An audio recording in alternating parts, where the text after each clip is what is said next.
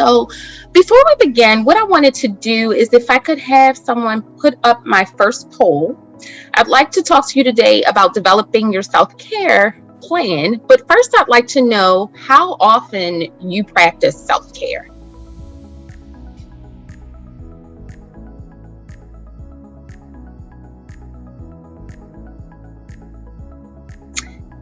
And I'll give you guys, hopefully everyone has done the poll, maybe one more second or so, and then we can put up the results and see where we landed.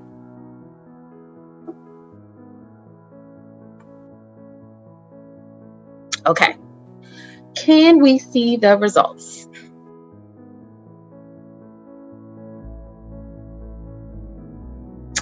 Oh, look at that. So you guys are awesome. Just listening to the different presentations today and just everyone speaking, even with your opening today, it looks like you all are doing a wonderful job at practicing self-care. And I love that last answer because that was me. The answer is who has the time? That was totally me, probably, I want to say 3 or 4 years ago. When I was at my company, I was in the Toastmasters Club. I helped them to start 3 other Toastmasters clubs across the country. So now we have a total of 5. I participated in our African American network. I was the co-chair. I was the division director, and then furthered my way through leadership with Toastmasters. And then I started this wonderful mentoring program at my job. And so I was everywhere and everything to everyone but myself. And I didn't really notice that until my job did an article on me and they featured me in the article, and someone responded back like, wow, you do a lot. And I think as I was going through it, I didn't think that it was a lot, that I was doing so much, and it was just me being me. But I started to realize that I was doing a lot and I wasn't really doing anything for me. Yes, some of these things may have helped my career or helped with my personal development, but I wasn't doing it for that purpose. I was doing it to serve other people.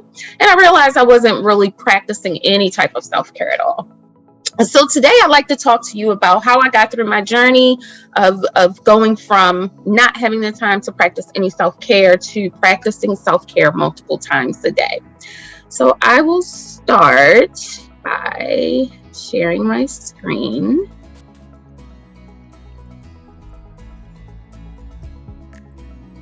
Give me just one moment.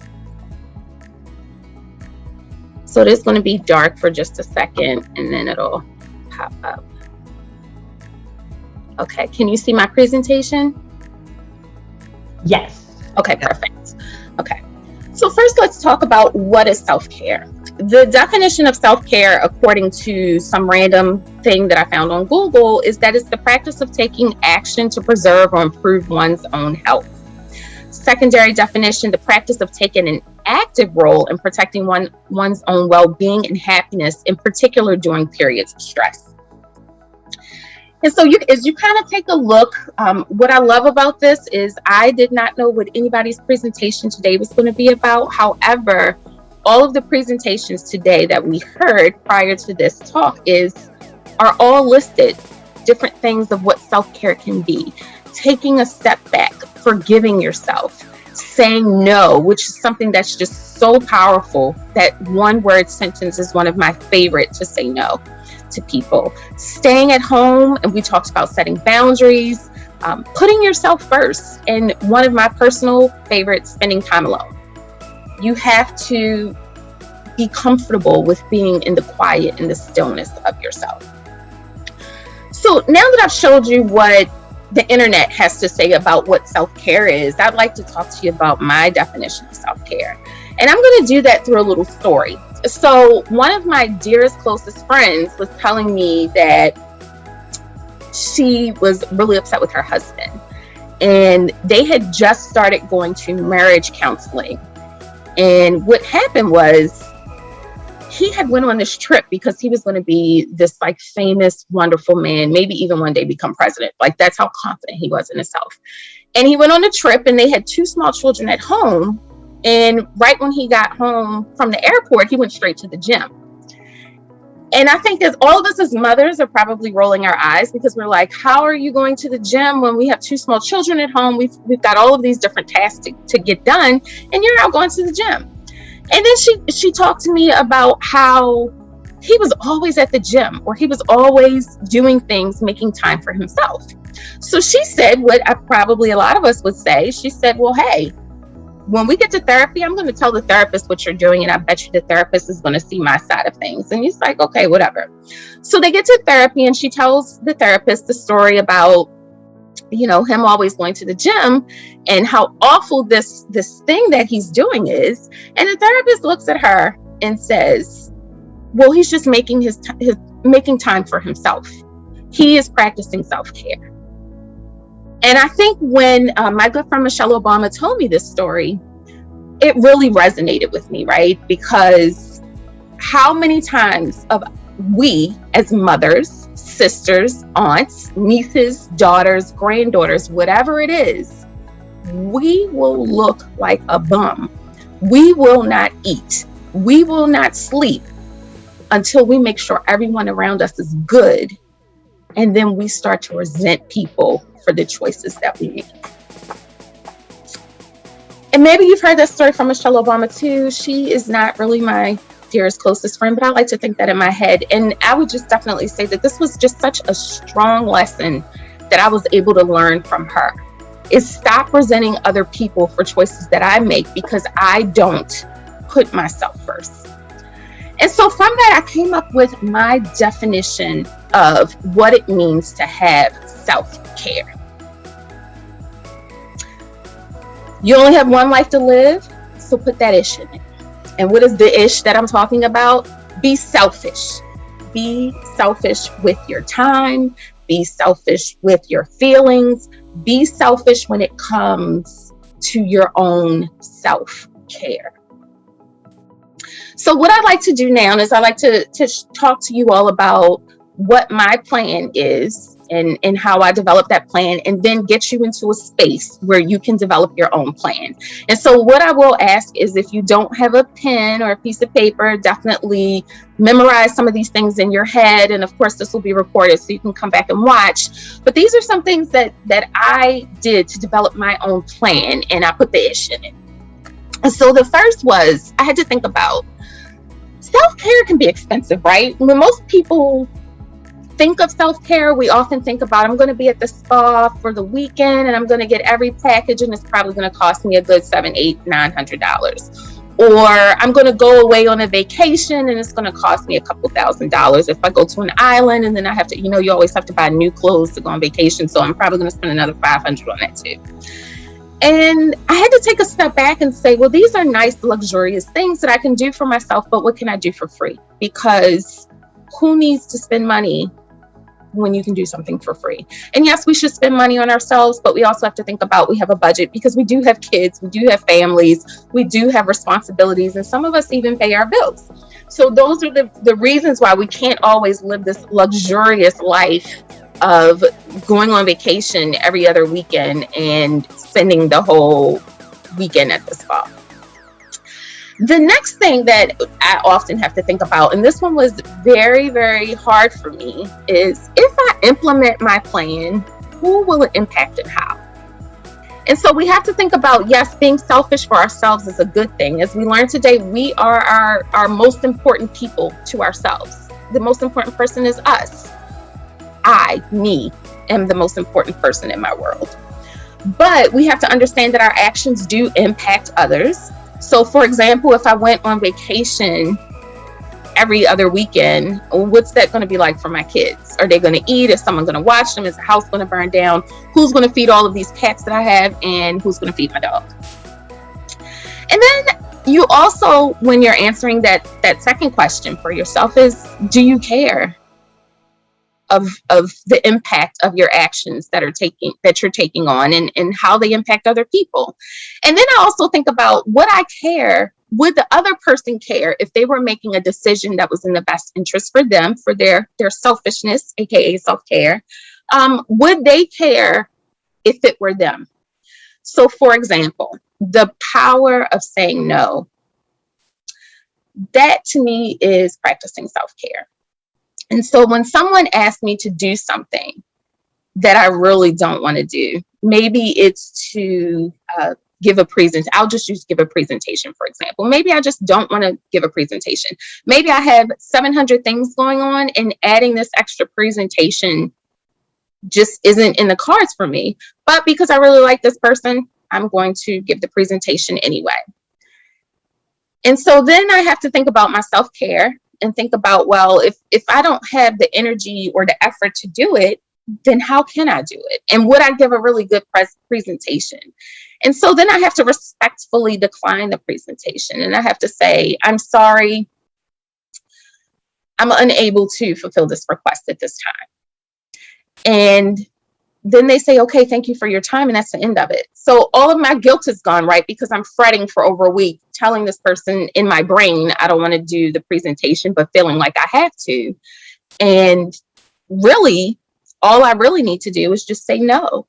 And I think about when you've asked someone to do something, and maybe it's one of your good girlfriends, a relative, or whoever, and they tell you no, and then you get upset about it because you're like, wow, every time they ask me to do something, I say yes. But what if them saying no is them actually practicing self-care because they don't have the bandwidth to do it? And so that's how I kind of take my approach for self-care. And so when you take a look at my self-care, I kind of put them into two buckets, things that I'm willing to do. So I do a morning meditation each morning. I run for my life, which means I literally just run all the time because I love it. It feels good. I get that natural runner's high. I'm the person that loves to run. I take a hike once a month.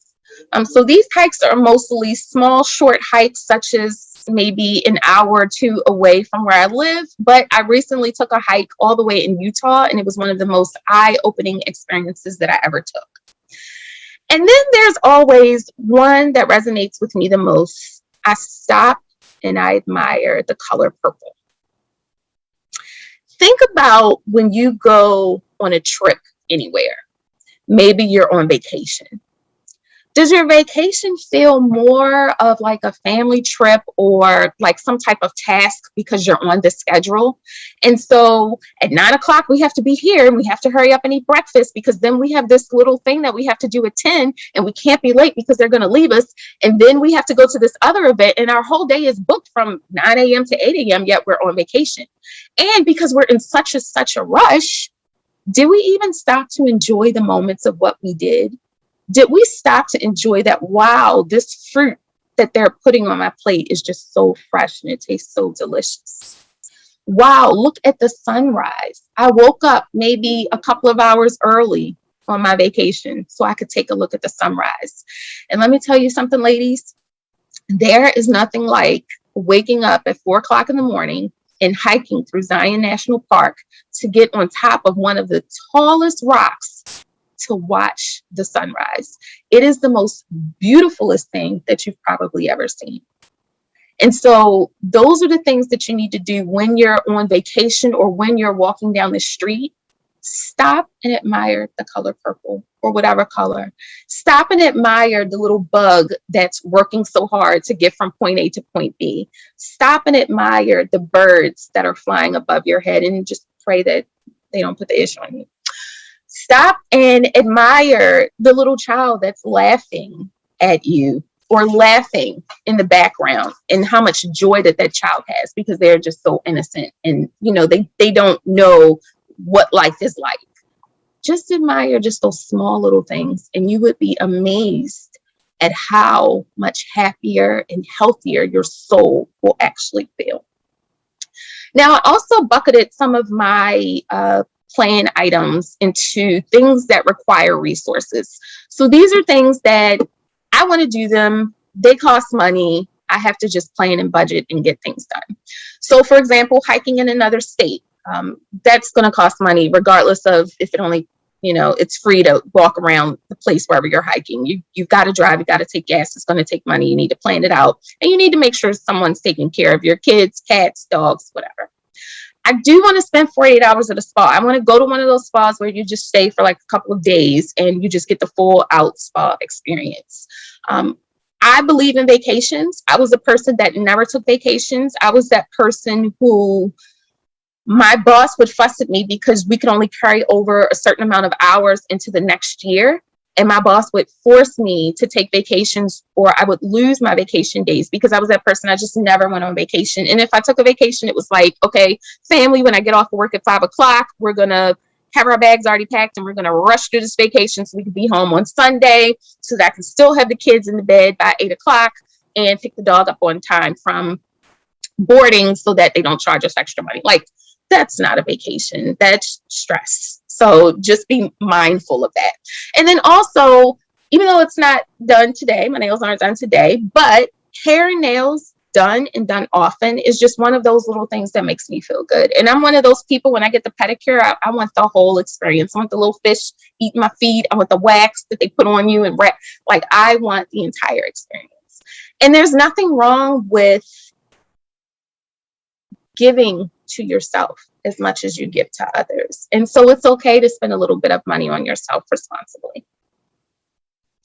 So now I want you to think about your plan. This is your takeaway. Think about some simple things that you can do that are free or don't cost any money. And then think about some things that may require some resources. It doesn't have to be as grand as taking a vacation trip or going to the spa, but think about some things that may require resources, such as like going to a concert. And use these questions that I've put up. Think about, what can I do for free? What can I do within a certain budget? If I implement this plan, who will it impact and how? Do I care if it impacts them, and would they care if it were them?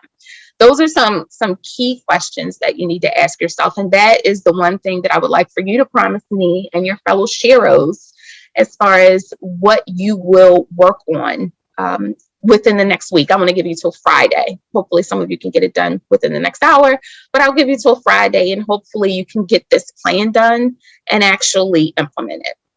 And this is a quote that I like to tell myself, and I like to tell all of my friends, especially when it comes to doing things like the dishes or taking care of your kids, or doing tasks that you really don't want to do, and you don't want to say no, or you don't want to put it off because if I don't do it, no one else will. It won't be the end of the world if you put yourself first, but it could be the end of your world if you don't. So think about that, right? We've heard, one of our speakers today talked about a health scare that they had. We've seen, I have a friend who just had a heart attack and she's only 36. People, oftentimes we don't put ourselves first because we want to give from this cup. And once it's empty and you have nothing else to give, what are you going to do?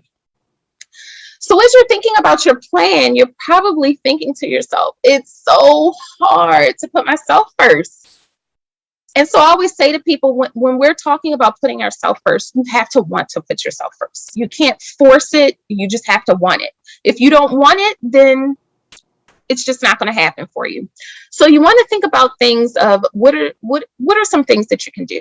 Start with baby steps. Start with waking up 5-10 minutes early every morning, laying in bed without your phone, and just breathing. How about I take 5 extra minutes in the shower and I just stare at the wall because the water just feels so good and I just want to enjoy the moment of the water. Maybe while I'm working from home, I'm going to take 2-minute breaks and I'm going to walk all the way upstairs and get some water. It would be easier for me to put my bottle of water next to my desk so I could just drink and keep working, never taking a break. But maybe I'll just walk upstairs and get some water. And while I'm on my way up the stairs, I'm going to do something like count the steps. I'm going to pay attention to the way that I grab the refrigerator. Or if you're like my house, we like our water dining room table temperature cold. I'm going to pay attention to every small detail because I want to appreciate that color purple. And don't forget to put the ish in it, right? So make sure that you're being selfish with a good cause, so that you're being selfish for yourself to practice your self-care. And we have to set personal goals for ourselves. So it's not something that's going to happen overnight. So when you think about every day, I'm going to commit to one tiny thing. So that tiny thing could be meditating. It could be sitting quietly. It could be just sitting on my porch. It could be exercising. It could be enjoying wine. Whatever it is that we're going to do, we have to set a personal goal and actually commit to that goal to make it. And like I said, it doesn't have to be something that's labor intensive. Think about things that you can do in 5, 10, 15 minutes. You don't have to make a huge task out of it, because then it becomes stressful. One of my favorites, and if you have kids, you will totally get this. If you have small children, you probably have never used the bathroom privately again until they turn like 4, and then they realize they can't burst into the bathroom. But think about some things you can do in the bathroom and lock the door. So, some of us play Candy Crush, not even using the bathroom. We're just in there playing Candy Crush, hiding from the kids. But what else can I do? Can I take a quick shower? Can I just sit quietly in the bathroom? Can I just light candles in the bathroom and just embrace the aromatherapy that is within? Home Goods has a lot of great candles. I don't endorse them, but that's a nice place to go to practice some self-care. It's getting some nice candles. And then think about, why do I always have to be the one to do it? So some of us may not let our children vacuum the floor because they just don't know how to do it right, because they aren't getting those lines in the floor the way that we like it. Or maybe we don't like our husbands, our spouses, our significant others, parents, whoever, doing something because they don't do it the way that I do it. My kids like my mac and cheese. They don't really care for their dad's mac and cheese. So I have to always make the mac and cheese because nobody's going to make it like me. Take that and throw that out the window. Let's get back to putting the ish in it and trust others. We have to trust others to feed our kids, to vacuum the floor, to make up the bed, to pay a bill. And maybe they're not going to do it right, and maybe they're going to fail a couple of times. So, it's not always going to be how I would do it, but if it gets done, who cares, right? Sometimes we often will put stress on ourselves because we feel like no one else can help us, and we're the only ones who can do things. And so we talked a little bit about meditation, and some people don't know how to meditate. Some people don't know what meditation is. And I thought, when it comes to self-care, meditation is huge for me, and it's helpful for me. I read an article in which Oprah said that she practices transcendental meditation. And I'm like, what in the world is that? That must be some crazy stuff that, those rich people are practicing. But I actually read up on it, and I realized it's just a type of meditation known for reducing stress and boosting your feelings of well-being. Who doesn't need that? And you can do that for free. And it also has a lot to do with mantras. And I actually tried it one morning. I committed to waking up 15 minutes early. I sat and I did a meditation. And do you know, that was probably one of the best days I ever had in my life. And I'm like, wow, this thing really works. It does. So you should definitely try it. Another thing that I would like to share with you is something that I found on YouTube. It is just healing frequencies that they play. This one, and I will drop it in the chat, is a 2-hour healing frequency at 528 hertz. And I usually listen to this when I want to take a nap and I can't sleep, or at the end of the night when I want to get my day going. I stop watching TV to fall asleep, and so I actually listen to this. This is one of the most peaceful, joyful sounds that you will hear in your life. It's just very relaxing. So I'll definitely drop that in the chat. And then another practice that I started sleeping on rocks. And you're probably saying, what in the world are you talking about? So my friend and I, whenever we take a picture, we love taking a picture where we're laying down on the rock or whatever it is we're hiking on, and someone stands over us, because it gives you a really good angle. You can't tell if I'm standing, laying, or whatever. So we do this picture, and what happened was I actually felt so comfortable when I was taking this picture. And so then, the wonders of IG, I've got to take 100 pictures of my friend. So we switch places. She lays down, I take the picture. And then she's like, wow, it's so comfortable down here. I really wish that I could sleep here all day. And I'm like, you know what? Let's just take a nap. So we probably took a 5-minute nap because we were scared we were going to be kidnapped. But the point is, it's very comfortable to lay on rocks, to just enjoy nature, and to just become grounded with the earth. It is such a wonderful feeling. You can do this in your backyard too, but I don't know if you'll still have like those background noises of like cars driving past. So you really have to find somewhere to do it peaceful. Another thing that I've taken up as a part of my self-care plan is I also sleep in tree houses. This is a real tree house that I went on a trip on somewhere, and instead of doing an Airbnb with a pool or a hot tub like we planned to, my friend and I decided we were going to sleep in a tree house. This tree house cost this particular owner less than $300 to build. It's very safe and secure. It even has a security lock on it, so we weren't concerned. But there's something to be said about sleeping out in the nature, up in a tree, and not having a TV in the room. You definitely learn how to become one with yourself. And you also have to tell your friend to shut up if she's talking too much. But it was a really such an enjoyable thing. And I would encourage you to go on Airbnb or Vrbo or the different sites and see if you can find a treehouse. So these are some of the things that I've done to ensure that I instill self-care in myself. I can say that once I started putting the ish into things, being selfish with myself and my time, my blood pressure went down, my stress levels went down. I haven't done the dishes anymore because my kids do them now, and it feels good to not have to do the dishes. My kids are becoming more responsible little adults because I don't have to do everything, and they're learning to enjoy the mac and cheese of others. But just always remember, nobody makes it like mom. So with that, I would like to close with our second poll. And we can also have some questions if you'd like, if you have any. But I really like to see what your answers are to the poll now that we've learned a little bit more about developing a self-care plan. So will you commit to practicing self-care daily?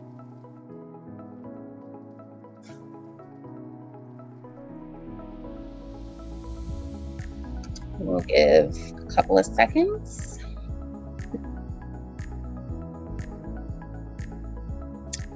All right, I think everybody should have taken it by now, and this will just give us a good feeling. If everyone hasn't, could we have the results when you are able to present them, please?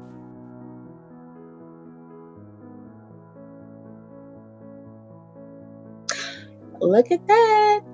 I'm happy that 86% of our participants today selected yes.